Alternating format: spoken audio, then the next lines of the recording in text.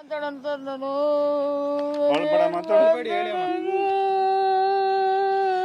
ನಮ್ಮಮ್ಮ ಸರ್ ಜೀವನ ನಮ್ದಿಷ್ಟ ನಾವೆಲ್ಲ ರೈಸ ಕುಡ್ಸಕ್ಕೆ ಅವಳು ಬಂದು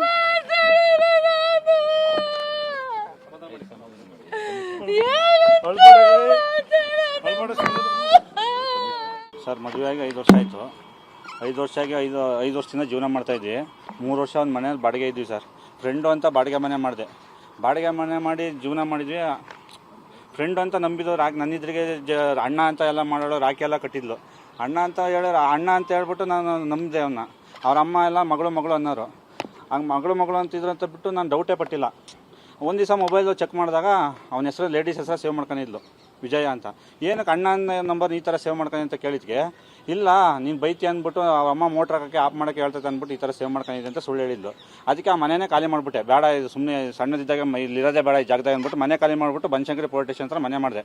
ಅಲ್ಲಿ ಬಂದಮೇಲೆ ಮತ್ತೆ ಬೇರೆ ಹೆಸರು ಸೇವ್ ಮಾಡ್ಕೊಂಡು ಮತ್ತೇನಕ್ಕೆ ಈ ಥರ ಸೇವ್ ಮಾಡ್ಕೊಂಡ್ರೆ ಮತ್ತೆ ಅಲ್ಲಿ ಗಲಾಟೆ ಆಯಿತು. ಆಮೇಲೆ ಮತ್ತೆ ಅಣ್ಣ ಅಂತ ಸೇವ್ ಮಾಡ್ಕೊಂಡು ವಾಟ್ಸಪ್ ಕಾಲ್ ಮಾಡಿದ್ಲು. ನಾನು ಬ್ಲಾಕ್ ಹಾಕಿದಾಗ ಪದೇ ಅದೇ ಕೆಲಸ ಮಾಡೋಕತ್ತಿದ್ಲು. ಒಂದು ದಿವಸ ರೆಡ್ ಅಣ್ಣ ಮೊನ್ನೆ ಸಿಕ್ಲು, ಫೋನೇ ಮಾತಾಡೋಕ್ಕಾರ.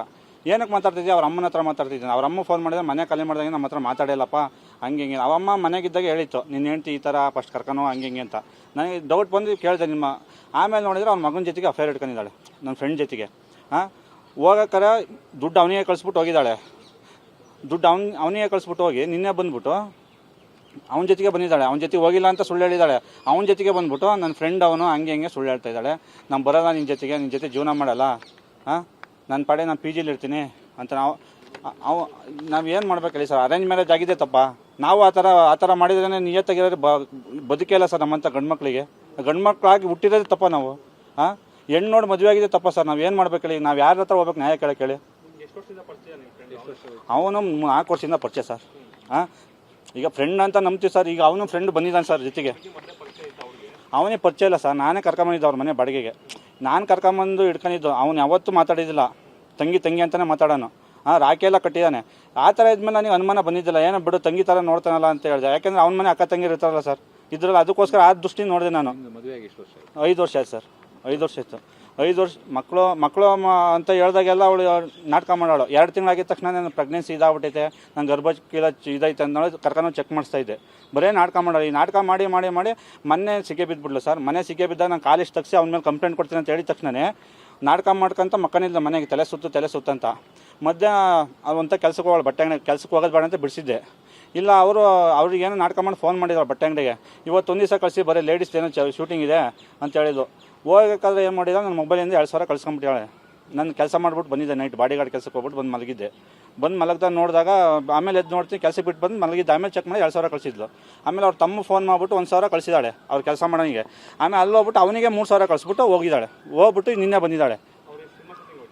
ಯಾರು ಇಲ್ಲ ಬಟ್ಟೆ ಅಂಗಡಿ ಇದು ಬರ್ತಾರಲ್ಲ ಸರ್, ಶೂಟ್ ಮಾಡೋಕ್ಕೆ ಬರ್ತಾರಲ್ಲ, ಅದು ಇರುತ್ತೆ. ಕಳ್ಸಪ್ಪ ಸ್ವಲ್ಪ ಬಟ್ಟೆ ಅದು ಇದು ಮಾಡ್ಬೇಕು ಲೇಡೀಸ್ಗಂತ ಅವ್ರು ಕರೆದಿದ್ರು. ಹೋಗಿದ್ಲು. ಇವತ್ತೊಂದು ದಿವಸ ಕಳ್ಸ, ಆಮೇಲೆ ಕಳ್ಸೋದು ಬೇಡ, ನಾವು ಸೋಮವಾರ ಊರಿಗೆ ಹೋಗೋಣ, ಇದೇನು ತೀರ್ಮಾನ ಮಾಡಿಬಿಟ್ಟು ನೀನು ನಾನು ಬೇಕಾದರೆ ಇರೋ, ಅವ್ನು ಇಷ್ಟಪಟ್ಟಿದ್ಯಾ ಹೋಗ್ಬಿಟ್ಟು ಹೇಳ್ಬಿಟ್ಟು ಹೋಗು. 4 ಜನ ಜೊತೆ ಮದುವೆ 4 ಜನಕ್ಕೆ ಹೇಳ್ಬಿಟ್ಟು ಹೋಗು. ಈಗ ನಾನು ಬೆಂಗಳೂರಿಗೆ ಕರ್ಕೊಂಬಂದ್ಬಿಟ್ಟು ನಾನು ಈ ಗಂಡನ ಜೊತೆ ಹೋಗಿದ್ದಾಳೆ ಅಂತ ಹೇಳಿದರೆ, ಈಗ ಗಂಡನ ಜೊತೆ ಬಂದ್ಬಿಟ್ಟು ಫ್ರೆಂಡಿಗೆ ಗಂಡನೇ ಅಡ್ಜಸ್ಟ್ ಮಾಡಿದ ಅಂತ ಊರು ತುಂಬ ಹಬ್ಬಿಸ್ತಾರೆ. ಅವ್ರ ಅಪ್ಪ ಅಮ್ಮ ಕರೆದ್ರೆ ಈಗ ಏನು ಹೇಳ್ತಾ ಇದ್ದಾರೆ ಅಂದರೆ, ಅವನಿಗೆ ಕೊಟ್ಟಿದ್ದೀವಿ ಅವನು ಇಷ್ಟ ಅಂತಾರೆ. ನನಗೆ ಗೊತ್ತಿಲ್ದಂಗೆ ಅವ್ರ ಅಮ್ಮ ನಾವು ಊರಿಗೆ ಕರ್ಕೊಂಡು ಹೋದ್ರೆ ಸರ್, ಗೊತ್ತಿಲ್ದಂಗೆ ಬೆಂಗಳೂರಿಗೆ ಕರ್ಕೊಂಬಂತ ಅವ್ರ ಅಮ್ಮ. ಇದೆಲ್ಲ ನೋಡಿದ್ರೆ ಅವ್ರ ಅಮ್ಮಂದೇ ಸಪೋರ್ಟ್ ಐತೆ ನನಗೆ ಅನಿಸ್ತೈತೆ. ಈ ಮಗಳು ತಪ್ಪು ಮಾಡಿದ್ರೆ ಯಾವುದೇ ಅಪ್ಪ ಅಮ್ಮಲ್ಲಿ ಓಡಿ ಬರ್ತಾರೆ. ಬಿದ್ದರೆ ನಮ್ಮ ಮನೆ ಆಕಳ ಇದ್ದಾವೆ, ಹಾಲು ಕರಿ ಸುಳ್ಳು ಹೇಳ್ತಾರೆ ಸರ್ ಯಾರಾದರೂ. ನನಗೆ ನ್ಯಾಯ ಬೇಕು ಸರ್. ಅವಳು ಊರಿಗೆ ಬರಬೇಕು, ಅವ್ಳು ಡೈವರ್ಸ್ ಕೊಡಲಿ. ಗಂಡ ಬೇಡ ಅಂದರೆ ಬೇಡ, 4 ಜನ ಕೇಳ್ಬಿಟ್ಟು ಬರಬೇಕು. ನನ್ನ ಮೇಲೆ ಕೆಟ್ಟ ಹೆಸರು ಯಾಕೆ ಬರಬೇಕು? ಅವಳು ತಪ್ಪು ಮಾಡಿದ್ರೆ ನನ್ನ ಮೇಲೆ ಕಂಪ್ಲೇಂಟ್ ಕೊಡ್ಬೇಕು. ನಾನು ಏನೋ ತಪ್ಪಿದ್ರೆ, ನನ್ನ ಗಂಡ ತಪ್ಪು ಮಾಡಿ ನಾನು ಜೈಲಿಗೆ ಹಾಕ್ಸ್ಲಿ, ನಾವು ಒಕ್ಕಿದ್ದೆ. ನಾನು ಏನೋ ತಪ್ಪು ಮಾಡಿಲ್ದಂಗೆ ಅವಳು ಎಲ್ಲೋ ಹೋಗ್ಬಿಟ್ಟು ಯಾವನ ಜೊತೆ ರಾತ್ರಿ ಬಂದ್ಬಿಟ್ಟು ಮದುವೆ ಅದನ್ನು ಇದ್ರೆ ಇನ್ನೊಬ್ಬನ ಜೊತೆ ಹೋದ್ರೆ ನಾವು ಹೆಂಗೆ ತಡ್ಕೊಂಡಿರ್ಬೇಕು? ಆಕೆ ಬರಲಿಲ್ಲ ಅಂದರೆ ನಾನು ನಮ್ಮಮ್ಮ ಎಲ್ಲರೂ ಎಸ ಕೂಡ ಸತ್ಬಿಟ್ಟು ಆಕೆ ಚೆನ್ನಾಗಿರಲಿ ಅವನ ಜೊತೆಗಾರ. ಇದು ಕಣ್ಣಾಗಿ ನೋಡೋಕ್ಕಿಂತ ಸಾಯೋದೇ ಬೆಸ್ಟ್ ಅಲ್ಲ ಸರ್.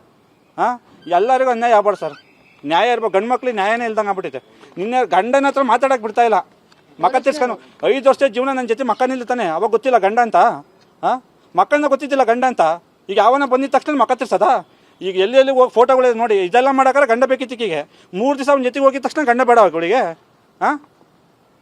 ಏನಾರು ಹೇಳಿದ್ರೆ ಗಂಡ ಏನು ಕ್ಯಾಮ್ರಾ ಹಾಕ್ಬೇಕಷ್ಟೇ. ಕೆಲ್ಸಕ್ಕೆ ಹೋಗೋಕ್ಕಾರೆ ಕ್ಯಾಮ್ರಾ ಹಾಕ್ಬಿಟ್ಟು ಅಲ್ಲಿ ಮೊಬೈಲಲ್ಲಿ ನೋಡ್ತಾ ಇರ್ಬೇಕು. ನನ್ನ ಹೆಂಡತಿ ಎಲ್ಲೋ ಎಲ್ಲಿ ಬರ್ತಾಳೆ ಅಂತ ನೋಡ್ಬೇಕಷ್ಟೇ ನಾವು. ಇನ್ನೇನು ಮಾಡೋಕ್ಕಾಗುತ್ತೆ? ನಿತೀಶ್ ಅಂತ ಸರ್. ಹೊಟ್ಟೆ ಉರಿತ ಸರ್. 3 ದಿವಸದಿಂದ ಊಟ ಮಾಡಿಲ್ಲ. ಅವಳು ಹೋಗೋದು ಹೋಗ್ಲಿ, ಈ ಜೊತೆಗಿರೋರ ಜೊತೆ ಹೋಗಿರ್ತಾಳೆ. ಏನಂತಾರೆ ಅವ್ನ ಹೆಂಡತಿ ಅವ್ನ ಜೊತೆ ಹೋಗಿ ನಾವು ಕಣ್ಣ ನೋಡ್ಕೊಂಡು ಓಡಾಡ್ಬೇಕಾದ್ರೆ ನಾವು ಕೆಲಸಕ್ಕೆ ಹೆಂಗೆ